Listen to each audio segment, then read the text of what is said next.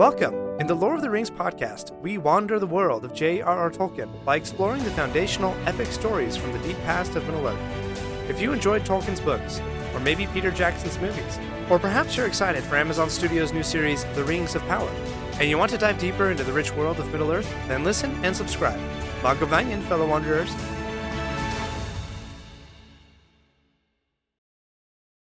John Ronald Reuel Tolkien created the masterful epic story of The Lord of the Rings. Set in the ancient past on a mighty continent called Middle-earth, Tolkien intended to create a story that would give life to the languages that he had invented. While he achieved that goal, another endeavor began to take shape, to create a uniquely English mythology. As he explored the edges of mythology, Tolkien shined a light on the true nature of the world and the human experience. And every mythology starts in the beginning with a creation story. But before we get to that, this episode's date is December 19. On this day in Middle-earth, in the year 3020, Samwise returns home to the Shire, and in the real world, year 2001, 20 years ago, the worldwide release of The Fellowship of the Ring. I'm guessing that you're familiar with Tolkien's books The Hobbit and The Lord of the Rings. That last one is usually split into 3 books called The Fellowship of the Ring, The Two Towers, and Return of the King. If you haven't read those books, I hope you've at least seen Peter Jackson's movie adaptations of Tolkien's works. As you've explored Middle-earth, whether through reading or watching, you may have come across certain curiosities, odd bits of lore or tales that aren't fully explained, like who built the Argonath, those huge statues that the Fellowship encounter, or what was the kingdom of Numenor, of which Aragorn is the last descendant? How has Elrond lived in 3 ages of the world, and what does he remember? Tolkien deliberately left those tiny cracks in the story, little windows in the world and history much larger and deeper than the epic adventures of Bilbo, Frodo, Gandalf, and the others. After Tolkien's death, his son, Christopher, attempted the nearly impossible, to fill the historical cracks left in his father's masterpiece. He collected decades of his father's notes and writings in order to finish and publish a novel-length draft manuscript called the Silmarillion. And that's where we begin today. This podcast will share stories from J.R.R. Tolkien's The Silmarillion, edited by his son and published by Ballantine Books in 1977. I recommend that you read The Silmarillion. If you don't have a copy, use the links in the show notes for this episode to order one from Amazon. I invite you to read along as I analyze each chapter in this and future episodes. But like the elvish script on the ring that Frodo couldn't read, Gandalf would also warn you about reading the Silmarillion. Quote, "There are few who can." So here are some tips on how to do so. The first time you read it, don't try to remember all the names and plots. Just get a high-level view of the major narrative pieces.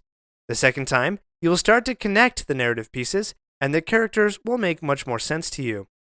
The third time will be your most enjoyable yet, because the whole book will feel like a great epic tale. The fourth time, you will feel like you are coming home to Middle-earth. And the fifth time you read it, you can make a podcast. In fact, if you've read the Silmarillion at least 5 times, shoot me an email, and maybe I'll interview you for a future podcast episode. The first tale in the Silmarillion is called Ainur Lindale.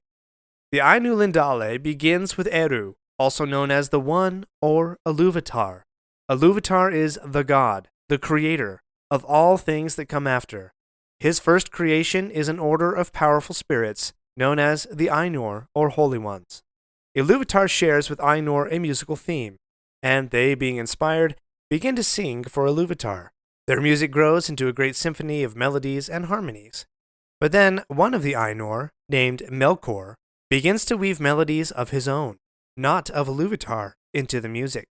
Melkor had the greatest gifts of power and knowledge, and that made him impatient and quite arrogant. His desire was to create beings of his own that would worship him. When he starts weaving his own melodies into the music, Iluvatar's great theme becomes discorded, despondent, and disturbed, before petering out altogether. Iluvatar will have none of that, though. He begins a second theme, different from the first, and yet Melkor again creates a, quote, war of sound, worse than before. Not to be dismayed, Iluvatar starts a third theme, and Melkor attempts to thwart it. Yet this third theme is, quote, deep and wide and beautiful, but slow and blended, with an immeasurable sorrow, from which its beauty chiefly came. Now, this third musical theme, I think, is a huge hint to the mournful underpinnings that lay all throughout the Lord of the Rings works. Tolkien certainly was no stranger to sadness and mourning in his life, and yet I think he found a beauty and nobility in sorrow, and he imbued his works with that same sorrowful beauty. Back to the third theme. Melkor's music is, quote, loud, vain, endlessly repeated, with, quote, little harmony, but rather clamorous unison. And even as Melkor attempts to drown Ilúvatar's theme, Ilúvatar proves the master, as the greatest notes of Melkor's theme become interwoven with Ilúvatar's. Then Ilúvatar stands triumphant, and with one final chord, the music ends. Ilúvatar breaks the silence, and instructs the Ainur to, quote, behold your music. Now the Ainur can see in vision what before they had only heard, a new world. As they watch, the history of the world unfolds before them as a living, growing thing. Ilúvatar teaches the Ainur that each of them has had a part in its creation, even Melkor. And as they study in awe the creation of their music, they see things that even the wisest of them couldn't foresee, the coming of the children of Ilúvatar. The children of Ilúvatar come from his thought only, and none of the Ainur had a hand in creating them. The children of Ilúvatar are elves, known as the firstborn, and men, known as the followers. Many of the Ainur were filled with love for the children of Ilúvatar, and desired to order all things for their good. And Melkor, because he envied their gifts, desired to dominate the elves and men, and to be a master, and to be served. And so these Ainur left the timeless halls of Ilúvatar in order to fashion the world of their music and vision, in preparation for the children of Ilúvatar. Those Ainur who came into the world are known as the Valar, the powers of the world. Their fate and power became forever intertwined with the world. But when they came to the world, they were confused. What they found was nothing like what they had seen in the vision or heard in the music. Then they understood that they were there to achieve it, to shape the vision into reality. Even so, Melkor coveted the growing world and claimed it for his own kingdom. But the other Valar, led by Manwë, reclaimed it for Ilúvatar, and Melkor withdrew from them. So they began to mold the world. Each of the Valar brought unique gifts and so crafted after the portion of Ilúvatar's music that lived within them. They strove to prepare the world for the coming of the firstborn. Yet whatever they built, Melkor sought to destroy. Valleys, mountains, seas, Melkor would follow after to undo or corrupt their work. So, in the end, in no place was the vision of the Valar fully formed, but slowly the earth became fashioned. This tale ends as such, quote, thus was the habitation of the children of Ilúvatar established, at last in the deeps of time, and amidst the innumerable stars. We're not done yet. If you like this episode, please leave a review and share with your friends. And remember to subscribe if you haven't already. We'll be right back. Do you ever find yourself thinking about who would win in a fight between Goku and Superman? Hi, I'm James Gavsey, and on the Who Would Win show, me and my co-host Ray ignore anything important happening in the outside world and debate fictional battles between characters from comics, movies, and video games. We got a new show every week, and almost always am I the winner. Yeah, not true, Ray. In the past, we've discussed such matches as Captain America versus Darth Vader, Solid Snake versus the Iron Giant, classic matchups like RoboCop versus Terminator, and even the Muppets versus Sesame Street. That one was crazy. So if you're a fan of geek culture and love a spirited debate, check out the Who Would Win show wherever you get your podcasts, or check us out at whowouldwinshow.com. Ooh, that's a lot to handle. Just a few more notes here. Manwë is the king of the Valar, and in the mind of Ilúvatar, the brother of Melkor. He delights most in the winds, breezes, high places, and all creatures that fly.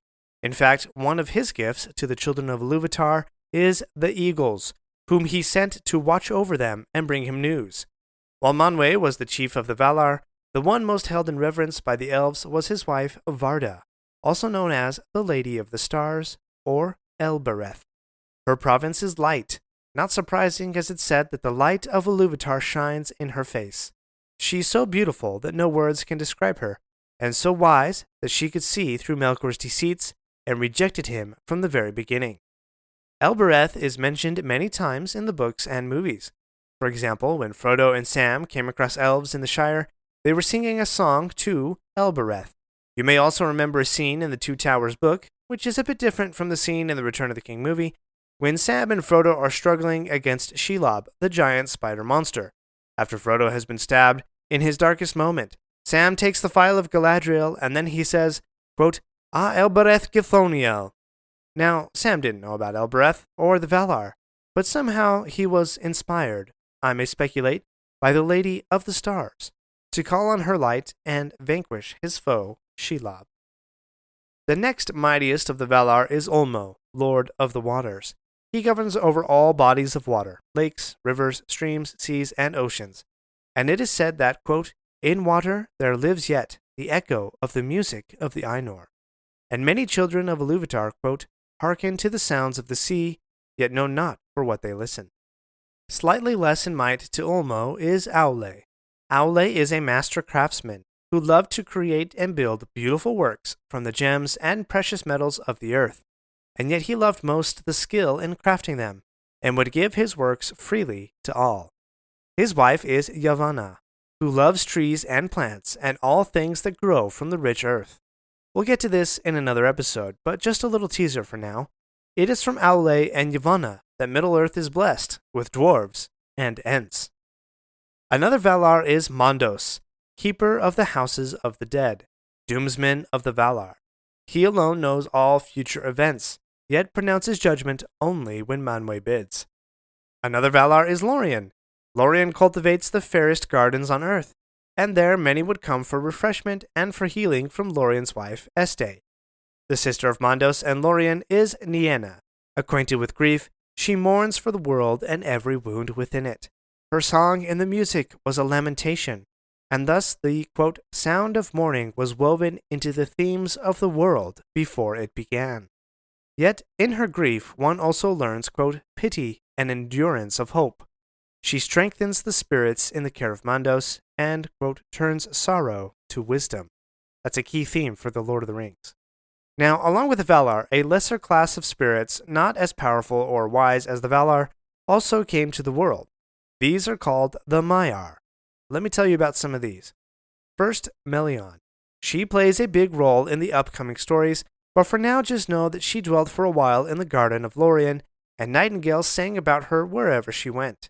She also became a great mentor to someone else you likely know, Galadriel. The wisest of the Maiar was Olorin, and he may already be your favorite character. He also dwelt in Lorien, but he often wandered to the house of Nienna, the mourner. From her he learned pity and patience.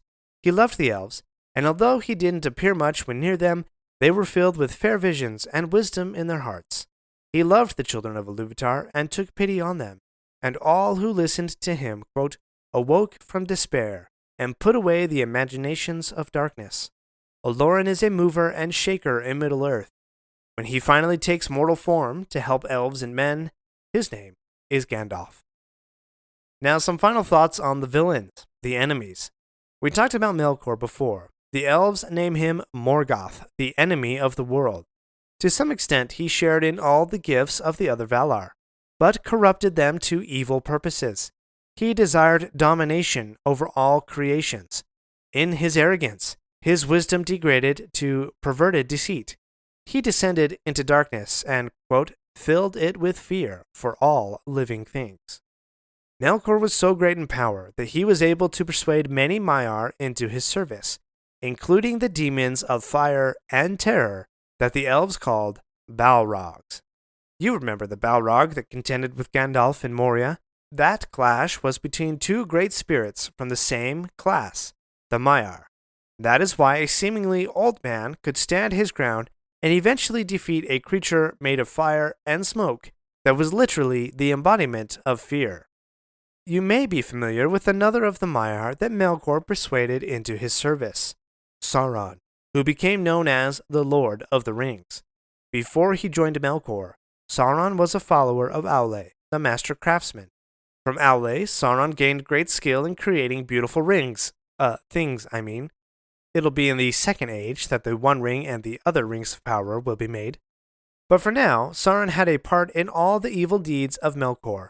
and was only slightly less evil because for a time he had served Aule.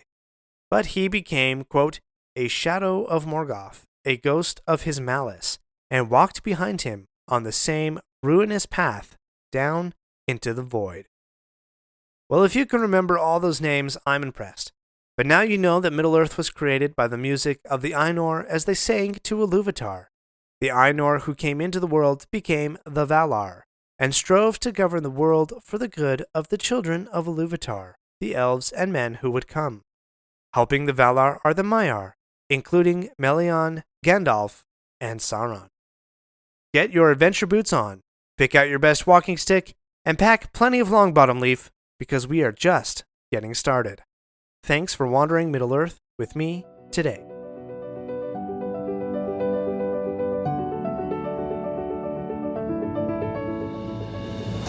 My friends, if you enjoyed this episode, let me know by subscribing, leaving a review, and sharing with your friends. Follow me on Facebook or Instagram at Lore of the Rings Podcast. For feedback on the show, please email me using the link in the show notes. Until next Thursday, remember, not all those who wander are lost.